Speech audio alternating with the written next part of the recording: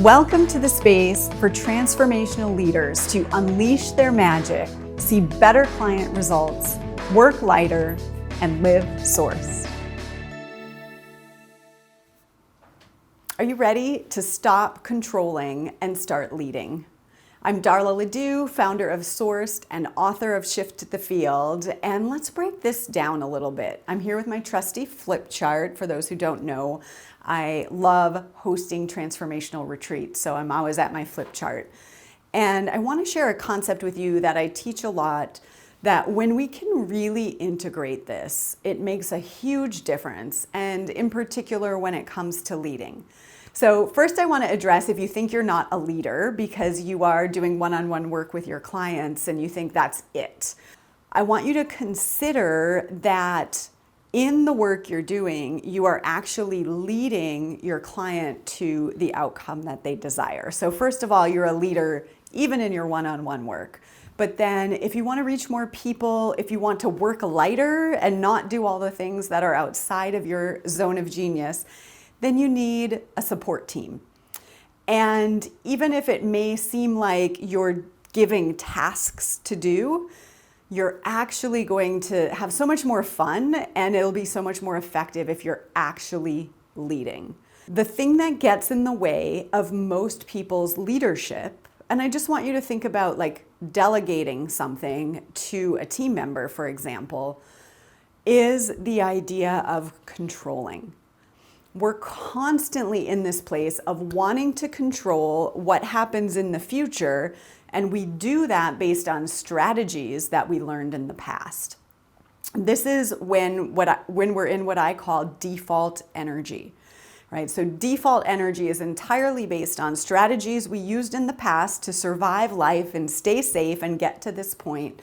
And we think by employing these same ways of being that we can then control how things go in the future. So that might look like, say you're delegating something, but you're trying to control everything about how it happens. And then you're not actually free, right? So let's look at what leading might look like. So I want to distinguish a specific idea, which is leading from a place of power. Now, traditionally, when we think about power, we think of power over, which can sound a lot like control, right? I'm in power when I have control over how things go, over people, etc.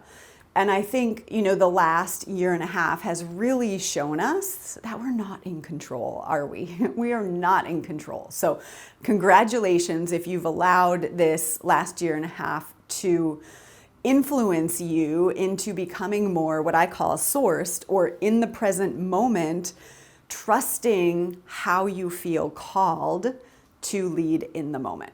So let's talk about my definition of power, okay? And we're going to distinguish this here to explore a different way of leading. So my definition of power is this.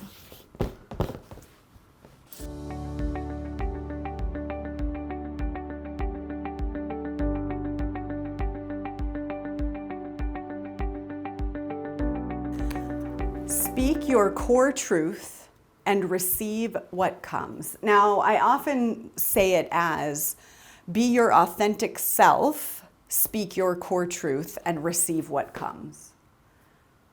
Right? Be your authentic self, speak what is true, your truth, which arises in the moment, and receive what comes. Now, I'm going to break this down a little bit. So, being your authentic self and speaking your core truth is actually the opposite of control, right? So the default energy patterns that we have that made us feel like we are in control of what's going to happen, they are automatic and they are probably not based in truth. So if you've read my book, Shift the Field, I talk about this concept of the little t truth and the big T truth. The little t truth is based on a lie. It's based on some interpretation you had about life where you decided, I have to behave a certain way in order to get love, in order to get respect, in order to be safe, in order to hide and not be seen because being seen is dangerous, whatever it may be. That is not your capital T truth. Your capital T truth comes from the truth of who you are and how you're meant to express in this lifetime. Your capital T truth is sourced. It's your sourced energy. So if you can speak from a sourced place, your authentic self, your core truth, out in the world, then you need to be willing to receive what comes. In other words, people are going to have all types of responses to you. Now, a lot of times when I've distinguished this on retreat with people, people are afraid of what might come. So I want you to think about this. The reason we don't speak our truth is because we're afraid of what might come. In other words, I really want to keep my job, so I better kind of tone down my opinion and just give people what they want because I don't want to lose my job. Is your job worth, right, toning down who you actually are, which means you're not actually leading from a place of power? We're afraid receiving what comes looks like a negative consequence to who we are. Because somewhere in the past, we received a negative consequence in response to who we were. And so we're carrying that forward. But that's not necessarily true today. So as long as you're willing to receive what comes as a result of who you actually are, then you're in your power. And what comes might be greater than you ever imagined.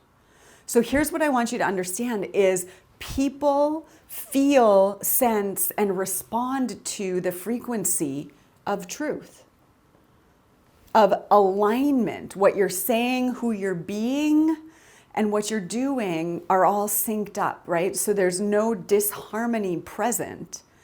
Those are the people that we want to follow. That is true leadership, leading from your power.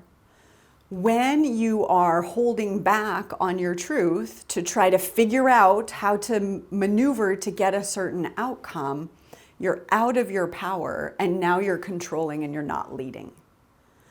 When you're truly willing to be fully authentic in the moment, that's true leadership. And receiving what comes might be, some people vibrate out of your field, right? They're like, I'm not really up for that. I can't handle that. I don't want that. It doesn't interest me. And we have to be okay that that might be the outcome. On the flip side, you are going to see people, clients, team members, affiliate partners, advocates, friends, lovers, vibrate into your field because your truth resonates and they want more of that and they want to follow your lead. So, how can you stop controlling and start leading? And I want to tie this back to the work with your clients, right? Because we started by saying you may not think you're a leader because you're just doing this one-on-one work with your clients, but you're really leading them to an outcome. If you are in a place of trying to control their outcome because you have to show up perfectly and do it right and say all the right things and get in their world and give them all the answers, that's also probably, most likely, unless that's a sourced thing, it's most likely not your truth. And you're doing it to try to control the outcome, right? To get them a certain result. As an example, let's say you're a sales coach and your number one measure is that your client makes sales, and therefore you are totally, ignoring what feels true, which is they're not actually ready to deliver the service, and you're pushing them to actually make the sale, right? Then you're not in your power. You're in some sort of manipulation to get an outcome, to control an outcome so you look good, as opposed to being willing to receive what comes, which is your client is getting what it is they actually need. So I'd love to hear what's been your experience with trying to control the outcome with your clients, with your team, with your launches, etc.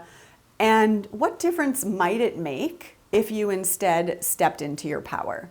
Leave a comment below. If you got value from this, please like, subscribe, and share, and we'll see you in the next video.